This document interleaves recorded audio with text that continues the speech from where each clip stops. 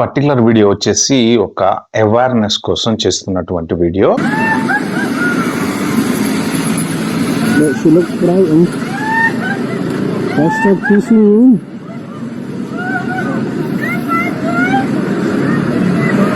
I think she may have been grabbed by somebody and they've run out into the park.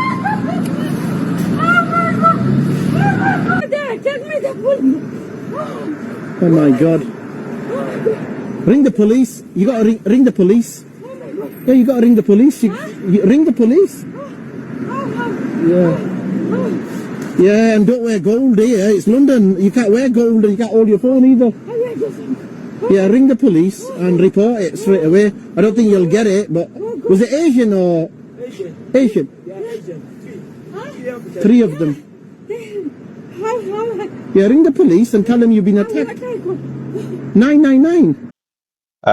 యూకేలో దొంగతనాలు ఎక్కువ జరుగుతున్నాయి.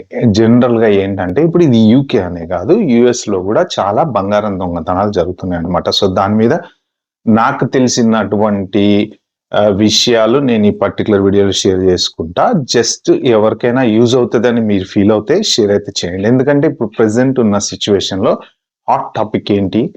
బంగారం rate పెరుగుతుంది, తగ్గుతుంది. ఆల్మోస్ట్ ఇంతకు ముందు కంపేర్ చేస్తే చాలా పెరిగింది ఇప్పుడు. సో పెరగటం వలన నష్టమా లాభమా, కొనొచ్చా కొనకూడదా, మన పరిస్థితి ఏంటి అసలు అనేది ఇంపార్టెంట్, వెరీ వెరీ ఇంపార్టెంట్ విషయాలు షేర్ చేస్తాను నేను. డెఫినెట్ గా ఒక నలుగురికి అయితే యూజ్ అవుతుందని అనుకుంటున్నా.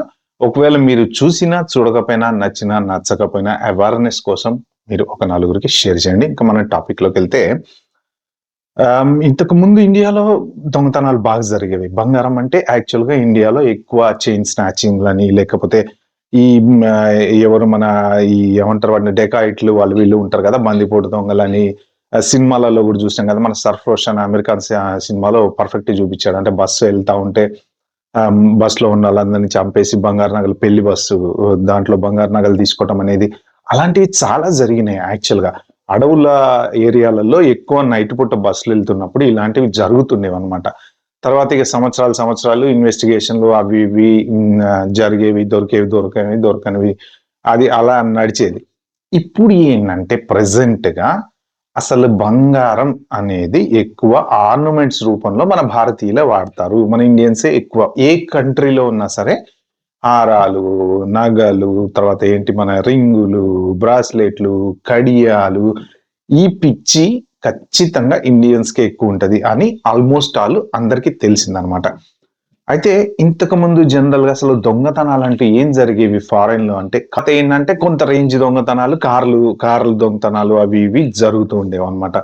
అయితే ఇప్పుడు ఏంటంటే బంగారం బాగా పెరుగుతుంది. అంటే ఇంతకు ముందు పెరగలేదంటే ఇంతకు ముందు కూడా పెరిగింది. మన ఇండియాలో బంగారం దొంగతనాలనే కామన్ ఉండేది. ఫారెన్ లో ఎక్కువగా బంగారం దొంగతనాలు ఎక్కువ జరిగే ఒకప్పుడు. ఎందుకంటే ఈ జ్యువెలరీ షాప్స్ అనేవి కొన్ని సంవత్సరాల క్రితం అసలు ఎక్కువ లేవు.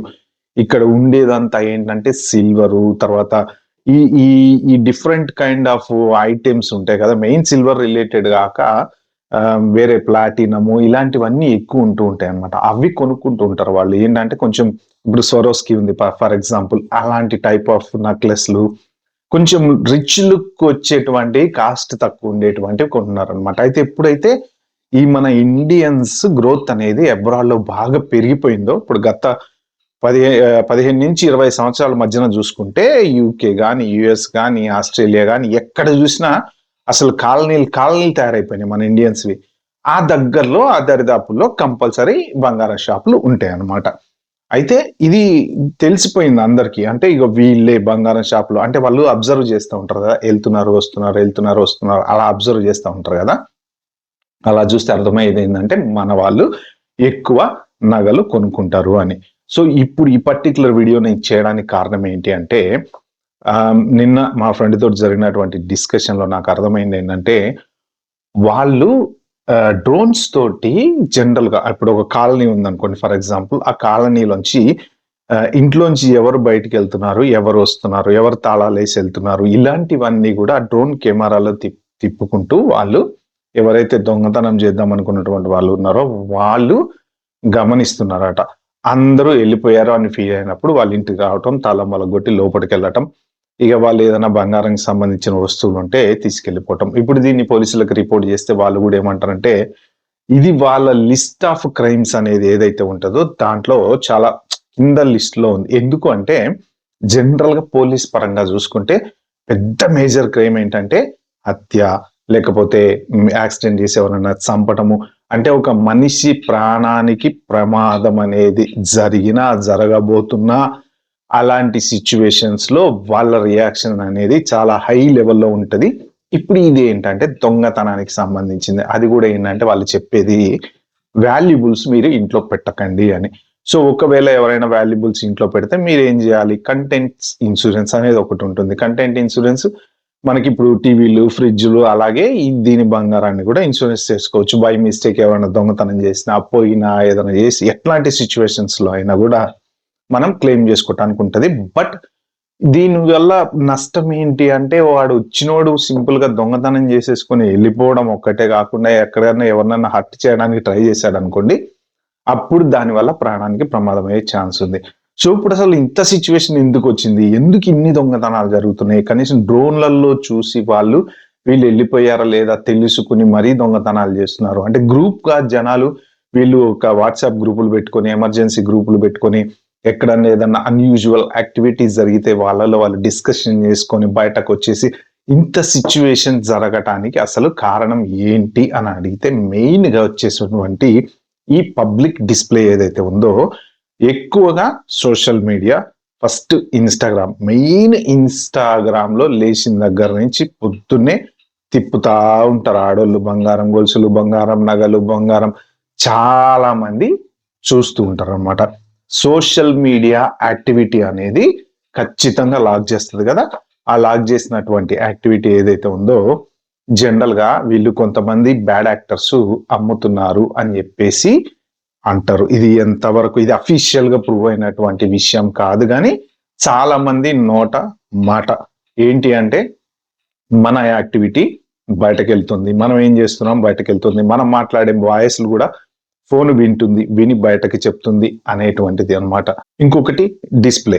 చాలా మంది కూడా ఈ పెళ్లిళ్ళకు సంబంధించిన వీడియోలు ఇన్స్టాగ్రామ్లలో డిస్ప్లే చేయటము, లేకపోతే నగలకు సంబంధించి ఈ చేస్తూ ఉంటారు కదా. వాళ్ళు ఏంటి మన స్పాన్సర్ చేస్తూ ఉంటారు కదా. ఏదన్నా ఒక ఇన్ఫ్లుయెన్సర్ ఉన్నారు అనుకోండి, ఆ ఇన్ఫ్లుయెన్సర్ ని ఈ బంగారం షాప్ వాళ్ళు, అమ్మ తల్లి కొంచెం నువ్వు మా దాంట్లో వడ్డాణం గురించి చెప్పు, లేకపోతే చెవులు బుట్ల గురించి చెప్పు, ఏమంటారు కదా మన ఏది గొలుసుల గురించి చెప్పు, నెక్లెస్ల గురించి చెప్పు అంటే ఈమె అడ్వర్టైజ్మెంట్ లాగా అన్ని చెప్తూ ఉంటది అనమాట. అంటే ఏంటంటే అక్కడ ఇంతింత లావు పెద్ద పెద్ద నగలు, పెద్ద పెద్ద వడ్డానాలు అవన్నీ డిస్ప్లే చూపిస్తూ ఉంటారు కదా. సో సోషల్ యాక్టివిటీ ఎక్కువ జరుగుతుంది. ఇంతకు ముందు ఇంత సోషల్ యాక్టివిటీ లేదు. ఏదున్నా సరే కేవలం పొద్దునే ఇంట్లో అట్లా ఇసిరేస్తే వచ్చే పేపర్ ఓపెన్ చేస్తే బంగారం ధర ఇంత, వెండి ధర ఇంత అని తెలుసుకోవటం, లేదా షాపుకి వెళ్ళి ఆ షాప్ ఓడే ఫోటోలో ఆల్బమో చూపిస్తే చూసి వాడికి డిజైన్ ఆర్డర్ ఇవ్వటం తప్ప జనరల్ గా పెద్ద పెద్ద షాపులు అనేవి ఒక 30-40 సంవత్సరాల క్రితం లేవు. రీసెంట్ గా ఒక 20-25-30 సంవత్సరాల నుంచి అన్ని రకాల షాపులలో డిజైన్లు రకరకాల పెట్టడము, జనాలు కొనుక్కొని వెళ్ళడము అది జరుగుతుంది. కాబట్టి వాళ్ళు అడ్వర్టైజ్మెంట్ కింద, ప్రమోషన్ కింద ఇలాంటి ఇన్ఫ్లుయెన్సర్లను వాడుకొని ప్రమోట్ చేయమని చెప్పడము, ఎటు పోయి ఎటు వచ్చినా కూడా ఇలాంటివన్నీ కూడా ఇండియాకి రిలేటెడ్ ఉన్నటువంటి ఇన్స్టాగ్రామ్, టిక్ టాక్ పోస్టులలో, టిక్ టాక్ అంటే మనకి లేదనుకోండి ఆబ్వియస్లీ, బట్ మెయిన్ ఇన్స్టాగ్రామ్ పోస్టులు వరల్డ్ వైడ్ చూస్తారు. కాబట్టి యుఎస్ లో ఉండే వాళ్ళు కానీ ఎక్కడ చూసినా ఏది డిస్ప్లే చేసినా మన 4 లేడీస్ కలిసారంటే వాళ్ళు ఈ గోల్డ్ గురించే డిస్ప్లే చేస్తూ ఉంటారు అనమాట. దాంతో చాలా మందికి అర్థమైపోయింది ఏంటంటే గోల్డ్ అనేది, బంగారం బాగా ఎవరు మెయింటైన్ చేస్తారయ్యా అంటే కేవలం భారతీయులు మాత్రమే అన్నట్టు తెలిసిపోయి వాళ్ళు టార్గెటెడ్ గా దొంగతనాలు చేస్తున్నారు అనమాట. చేసే వాళ్ళల్లో కూడా మన వాళ్ళు ఎవరైనా ఉన్నారా అంటే చెప్పలేం. ఒక సామెత ఉంది కదా, మీ అందరికీ తెలుసు కదా, ఇంటి దొంగని ఈశ్వరుడైనా పట్టలేడని చెప్పేసి. చెప్పలేం. మొన్న డల్లాస్ లో జరిగినటువంటి దొంగతనం ఒకటి ఇన్స్టాగ్రామ్ లో విన్నాను నేను. ఏంటి అంటే 20 తులాల్లో సంథింగ్ ఏదో పోయిందంట. 100% నాకు కరెక్ట్ తెలియదు, కానీ ఏం పోలేదట, ఓన్లీ ఆ బంగారమే పోయింది. మరి తెలిసిన వాళ్ళ పని అయి ఉండొచ్చు అని కూడా కొంతమంది పెడుతున్నారు కింద కామెంట్ లో. చెప్పలేం. అది ఏంటి అంటే మన మూమెంట్స్ ట్రాక్ చేసేటువంటి వాళ్ళల్లో ఎవడో ఒక బ్యాడ్ యాక్టర్ వేరే వాళ్ళకి చెప్పి వాళ్ళ వచ్చి తీసుకెళ్లిపోయి ఈ ఏదైనా జరగచ్చు అనమాట. కాబట్టి ఏంటంటే ప్రస్తుతానికి బంగారం అనేది చాలా హైప్ లో ఉంది. ఈ ఎవరెవరైతే దొంగతనానికి పాల్పడటానికి వచ్చేటువంటి బ్యాచ్ యంగ్ జనరేషన్ ఎవరు ఉంటారో వీళ్ళంతా ఇందాక నేను చెప్పినటువంటి వాళ్ళు అనమాట. సో వాళ్ళకి ఏంటంటే వాళ్ళని తీసుకుపోయినా పోలీసు వాళ్ళు ఏం చేస్తారు? దట్టు ఇంకొక ఇంపార్టెంట్ థింగ్ మీరు తెలుసుకోవాలి ఏంటంటే, ఒక్కసారి ఏదైనా వస్తువు రికవర్ చేయాలంటే, ఫర్ ఎగ్జాంపుల్ ఇప్పుడు ఒక కారు దొంగతనం జరిగింది, పట్టుకున్నారు, రికవర్ చేశారు. బైక్ దొంగతనం జరిగింది, పట్టుకున్నారు, రికవర్ చేశారు. బంగారం దొంగతనం చేసిన తర్వాత తీసుకెళ్లి కరిగిచ్చి దాన్ని ఎక్కడొక్కడ అమ్మేశారు అనుకోండి, రికవరీ అనేది పాసిబుల్ కాదు. ఇప్పుడు ఈ కెనడాలో జరిగినటువంటి 400 కేజీల బంగారంలో కూడా జరిగింది అదే. నిన్నగాక మొన్న జరిగిన 55 మిలియన్ 55 మిలియన్ స్కామ్ అమెరికాలో జరిగినటువంటిది. ఆ బంగారం వాళ్ళు బిస్కెట్ల రూపంలో కొనడము, దాన్ని కరిగించడము, దాన్ని మళ్ళీ వస్తువులుగా చేసేసి అమ్మేసేసారు. సో రికవరీ అంటే ఏ రికవరీ చేస్తారు? వస్తువు అనేది మారిపోయింది, అది దాని షేప్ మారిపోయింది కదా. బిస్కెట్ నుంచి చివరికి అది గొలుసు అయిపోయింది. ఇప్పుడు ఒక ఉంగరం ఒక గొలుసు ఇవన్నీ దొంగతనం చేశాడు అనుకోండి, అన్ని డబ్బాలు వేసి మంట పెట్టేస్తే కాలిపోతే ఇంత ముద్ద అవుతుంది. ఇప్పుడు దాన్ని దేని కింద రికవరీ చేస్తారు? ఇది నాదే అని ఎవరు గుర్తుపడతారు? ఎలా గుర్తుపడతారు ఒకవేళ పోలీసు వాళ్ళు పట్టుకున్నా సరే? సో అలాంటివి జరుగుతున్నాయి అనమాట. వీళ్ళు ఈజీ మనీ కోసం చేస్తున్నటువంటి పనులు ఇవి. కాబట్టి ఎవరైనా సరే చాలా జాగ్రత్తగా ఉండండి, లాకర్లలో పెట్టుకోండి. మీకు ఏమైనా డిస్కషన్స్ ఉంటే చేసుకోండి. ఎవరిని నమ్మే పరిస్థితి లేదు. కాబట్టి ఫస్ట్ ఆఫ్ ఆల్ మీరు ఆ ఇన్స్టాగ్రామ్లలో బంగారాలు చూడడము, బంగారాల గురించి డిస్కషన్ చేయడము, ఇలాంటివన్నీ ఆపేయండి. ఎందుకంటే నాకు చాలా మంది చెప్పడం కూడా, వాళ్ళు ఫోన్లు స్విచ్ ఆఫ్ చేసుకుంటున్నారంట. సాయంత్రం 7 తర్వాత ఫోన్లు స్విచ్ ఆఫ్ చేసుకొని మాట్లాడుకుంటున్నారట. మరి ఇది how far it is true అనేది నాకైతే తెలియదు. బట్ అవేర్నెస్ కోసం నాకు తెలిసిన విషయాలు ఈ పర్టికులర్ వీడియోలో చెప్పా. నిజంగా ఈ వీడియో కనుక మీకు వర్త్ అనిపిస్తే ఒక 4గురికి అయితే షేర్ చేయండి.